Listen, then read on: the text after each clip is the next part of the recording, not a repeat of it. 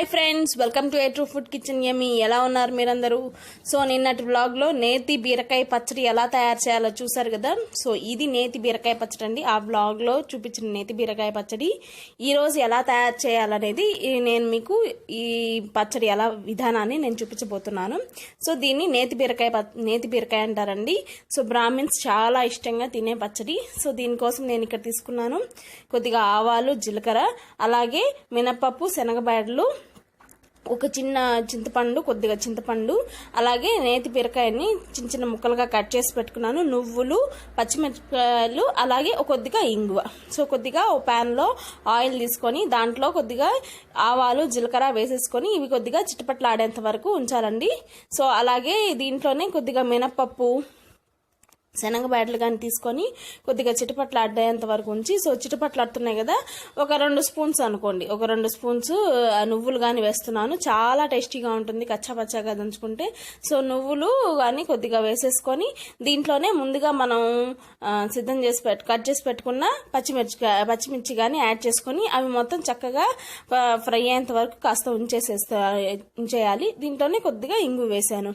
So ఇంగు వేసి ఇంకొంచెం సేపు కొద్దిగా మనం గరిటతో అలా అన్నామంటే సరిపోతుంది. సో అదంతా ఒక మిక్సీ జార్లోకి ట్రాన్స్ఫర్ చేసేసుకున్నాను. సో ఇప్పుడు అదే ప్యాన్లో నేను కొద్దిగా ఆయిల్ వేసుకొని, సో మనం ఏదైతే ఈ నేతి బీరకాయలు ఉన్నాయో అవన్నీ ముక్కలుగా కట్ చేసి పెట్టుకున్నాం కదా, సో అవన్నీ దీంట్లో వేసేసి సో ఆయిల్లో ఫ్రై చేసుకున్నాం అనమాట. సో కొద్దిగా పసుపు వేసేసుకున్నాను. దీంట్లోనే కొద్దిగా సాల్ట్ కానీ యాడ్ చేసేస్తున్నాను. సో కొద్దిగా సాల్ట్ కానీ యాడ్ చేసేస్తున్నాను. చక్కగా మీరు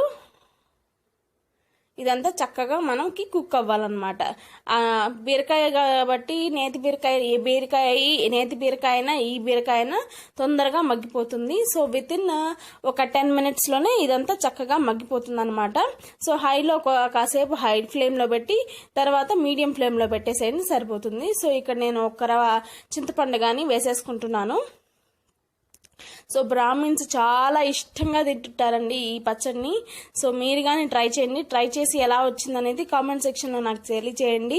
సో ఇంకా మనకి ఇది అయిపోయింది కదా. సో ఇప్పుడు నేను మొత్తం అన్నీ ఒక మిక్సీ జార్లోకి ట్రాన్స్ఫర్ చేసేసుకున్నాను. ఇందాక వేయించిన ఈ నువ్వులు, అవి మినపప్పు అన్నీ, అవి ఈ నేతి బీరకాయ ఆల్రెడీ ఉప్పు కానీ వేసేసుకున్నాం కాబట్టి సరిపోయింది. సో మొత్తం మిక్స్ చేసేసుకున్నాను. మిక్సీకి వేసేసుకొని ఒక చిన్న గిన్నెకి తీసేసుకున్నానండి. వేడి అన్నంలో ఈ నేతి బీరకాయ పచ్చడి వేసుకొని తిన్నామంటే, కొద్దిగా నెయ్యి వేసుకొని తిన్నామంటే చాలా టేస్టీగా ఉంటుంది. ఇన్స్టెంట్గా మనకి ఇంకేమన్నా ఇలాంటి పచ్చళ్ళు కావాలంటే చాలా బాగుంటుందండి. సో మీరు ట్రై చేయండి, తప్పకుండా ట్రై చేయండి. నాకైతే చాలా బాగా నచ్చింది.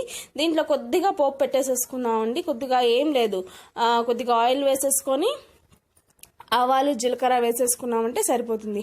ఎలా ఆల్రెడీ మనం ఇందాకే ఇంగు కానీ వేసేసుకున్నాం కదా. సో మీరు మొత్తం చూస్తుంటే స్టార్టింగ్లో నేను ఇంగు కానీ వేసేసాను. సో జస్ట్ మనకి ఆవాలు, జీలకర్ర మాత్రమే. సో నచ్చిందా మీకు? నచ్చితే లైక్ చేయండి, షేర్ చేయండి, అలాగే సబ్స్క్రైబ్